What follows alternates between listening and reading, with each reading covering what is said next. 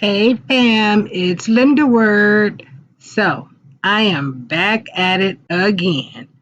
So I pulled the burners off and my oven, by the way, is a self-cleaning oven. So I normally just throw my racks in the oven and that cleans them up very good.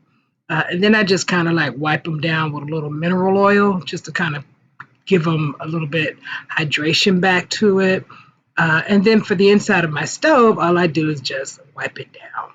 So while I was doing that, I did pick up the Easy Off. Well, got it from Amazon. It's the Pro Easy Off.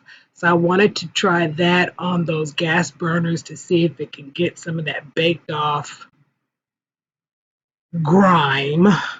It didn't work. I used the Power Paste. That didn't work. I used the Awesome. That didn't work. I mean, the scrubbing and with using all of this, it got off some of it, but it did not get it all off. At any rate, it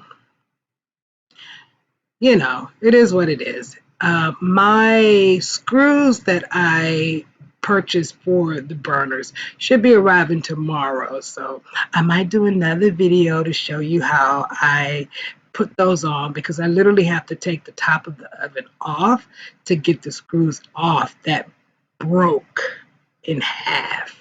So yeah.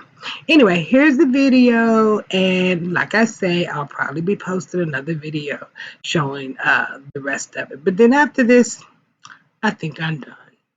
But I will do regular cleaning of those burners now so that it just doesn't get to the state that it originally was in. And I might start still trying to look for something that's going to clean them better. I also use the Power Paste on my sink. And honestly, I mean, my sink is pretty new anyway, but it just didn't seem like it did much to it. But yeah. Anyway, here's the video. Bye, y'all.